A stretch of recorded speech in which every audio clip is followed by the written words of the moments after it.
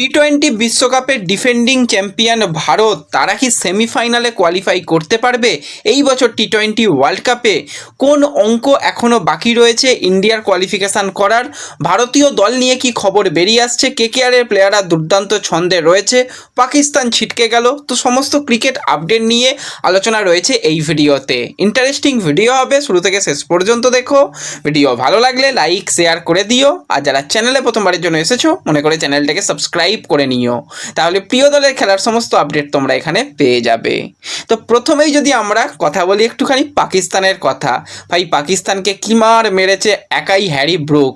তো হ্যারি ব্রুকের কাছ থেকে আমরা 51 বলে একটা 100 রান দেখলাম, এবং সেখান থেকেই কিন্তু পাকিস্তানের মোটামুটি বিদায় ঘণ্টা তারা বাজিয়ে দিয়েছে ইংল্যান্ড। এবং আমরা যদি টেবিলের দিকে তাকাই, তো গ্রুপ বি এর মধ্যে ইংল্যান্ড তারা তো অফিসিয়ালি সুপার 8 থেকে তারা সেমিফাইনালে কোয়ালিফাই করেছে, এবং পাকিস্তান সেক্ষেত্রে কিন্তু অনেক চাপে পড়ে গেছে এবং তারা এলিমিনেট, এটুকু একদম অফিসিয়ালি বলে দেওয়া যায়। আর অপরদিকে আজকে নিউজিল্যান্ড বনাম শ্রীলঙ্কা ম্যাচ, যেই ম্যাচটাও কিন্তু হাই ভোল্টেজ ম্যাচ হলো, কারণ যেখানে প্রথম দিকেই আমরা দেখলাম যে একের পর এক নিউজিল্যান্ডের প্লেয়ার আউট হয়ে যায়, সেখানে কিন্তু নিউজিল্যান্ড প্রচুর চাপে পড়ে গিয়েছিল।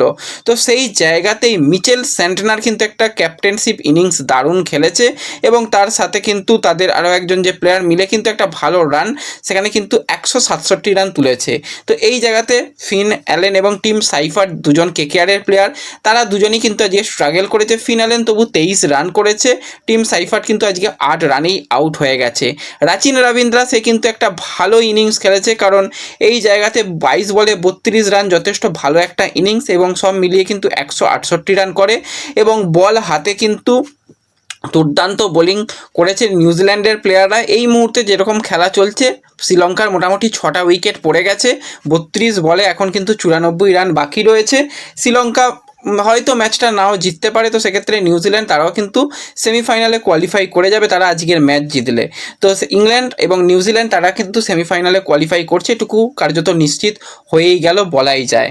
তো এছাড়া যে ম্যাচটার দিকে সবথেকে বেশি ভারত তাকিয়ে থাকবে সেটা হচ্ছে আগামীকালের ম্যাচ, কারণ আগামীকাল অবশ্যই আমরা জিম্বাবুয়ের বিরুদ্ধে খেলবো, কিন্তু তার আগে কিন্তু ওয়েস্ট ইন্ডিজ এবং সাউথ আফ্রিকা তারা কিন্তু গুরুত্বপূর্ণ এই সুপার 8-এর ম্যাচটা খেলবে।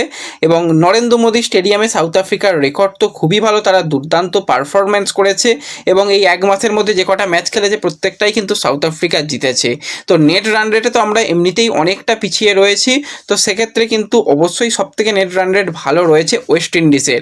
তো কালকে যে ম্যাচটা হবে সেই ম্যাচের দিকে নজর থাকবে, এবং সেখানে যদি সাউথ আফ্রিকা ম্যাচ জিতে যায়, তো আশা করছি সাউথ আফ্রিকা শেষ ম্যাচও তারা জিতে যাবে, তারা প্রত্যেকটা ম্যাচ জিতে 6 পয়েন্টে পৌঁছে যাক। এবং কালকে যদি অবশ্যই সেই জায়গাতে হেরে যায় ওয়েস্ট ইন্ডিজ, এবং ওয়েস্ট ইন্ডিজ শেষ ম্যাচ খেলবে ইন্ডিয়ার বিরুদ্ধে, পরপর দুটো ওয়েস্ট ইন্ডিজ যদি হেরে যায়, তাহলে কিন্তু ইন্ডিয়া তারা কোয়ালিফাই করে যেতে পারে, সেটার সম্ভাবনা রয়েছে। তো ইন্ডিয়াকেও ভালো খেলতে হবে, এবং জিম্বাবুয়ের বিরুদ্ধে কিন্তু নেট রান রেট সেটাকেও কিন্তু ভালো রাখতে হবে।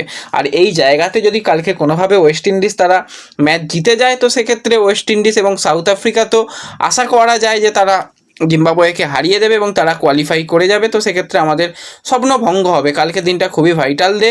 তো নিজেদের পারফরমেন্সের থেকেও অপরের দিকে কিন্তু এখন ভারতকে তাকিয়ে থাকতে হবে, এটাই হচ্ছে মেন মোদ্দা কথা। এছাড়া আমরা খাতা পেন নিয়ে অনেক রকম আলোচনা করেও তোমাদের জানিয়ে দিয়েছি যে ইন্ডিয়া কি কোয়ালিফাই কিভাবে করতে পারবে, সেসব বাদ রেখে ম্যাচগুলো জাস্ট এনজয় করা ছাড়া আর কিছু কাজ নেই। তো এছাড়া যদি আমরা টিম ইন্ডিয়ার খবর নিয়ে কথা বলি, তো টিম ইন্ডিয়ার শিবিরে যে বড় একটা খবর বেরিয়ে আসছে সেটা হচ্ছে রিঙ্কু সিং, সে কিন্তু পরিবারের কারণে তাকে দল ছাড়তে হয়েছে, কারণ তার বাবা ক্যান্সার আক্রান্ত, খুবই অসুস্থ এই মুহূর্তে রয়েছে, সেই কারণে রিঙ্কু সিং সে তার পরিবারের পাশে থাকার সিদ্ধান্ত নিয়েছে। তো আমরা চাইবো রিঙ্কুর বাবা সুস্থ হয়ে উঠুক, এবং রিঙ্কুও যেন ইন্ডিয়া টিমে আবার কামব্যাক করুক। এবং অভিষেক শর্মার এই যে অফ ফর্ম, পরপর তাকে আমরা ম্যাচে 0 রান করতে দেখলাম, লাস্ট ম্যাচেও স্ট্রাগল করেছে, তো সেই জায়গায় কিন্তু সঞ্জুকে অলরেডি কিন্তু প্রস্তুত রাখা হচ্ছে। হয়তো অভিষেক খেলবে, এবার সঞ্জুকে কার জায়গায় নিয়ে আসা হবে, কারণ রিঙ্কু সিং যেই জায়গায় খেলছিল সেখানে হয়তো একটা এক্সট্রা ব্যাটসম্যান খেলানোর চিন্তাভাবনা থাকতে পারে, তো সেক্ষেত্রে সঞ্জুকে প্রস্তুত রাখা হচ্ছে, যদি প্রয়োজন পড়ে তো সঞ্জুকে কিন্তু অবশ্যই কালকে আমরা জিম্বাবুয়ের বিরুদ্ধে প্লেইং 11-এ সঞ্জুকে আমরা দেখতে পেতে পারি। রিঙ্কু সিংয়ের জায়গায় মূলত সঞ্জু আসতে পারে, এবং অভিষেককে হয়তো আরও একটা সুযোগ দেওয়া হবে। এবার অভিষেক যদি মানে একদম অভিষেকের মতন খেলে, একটা বিরাট ভালো যদি কিছু ইনিংস খেলে, ইন্ডিয়ার নেট রান রেট অনেকটা ভালো হবে, সেটা পরবর্তী সময়ে কাজে দিতে পারে। তো অবশ্যই সবাইকেই কিন্তু রেডি রাখা হয়েছে, রিঙ্কু সিংয়ের ব্যাপারটাই এরকম রয়েছে। এছাড়া আরও একটা পরিবর্তন, সেটা অবশ্যই আমরা জানি যে ওয়াশিংটন সুন্দরের পরিবর্তে কিন্তু সেই জায়গাতে অক্ষর প্যাটেলকে খেলানো হবে। বাদবাকি টিম ইন্ডিয়ার মোটামুটি প্লেইং 11 একই থাকবে। তো কালকে ভাইটাল ডে, সেই দিকেও নজর থাকবে যে ইন্ডিয়ার পারফরমেন্স কীরকম হয়, আর অপরদিকে ওয়েস্ট ইন্ডিজ সাউথ আফ্রিকার ম্যাচ কীরকম হয় সেই দিকেও আমাদের নজর থাকবে।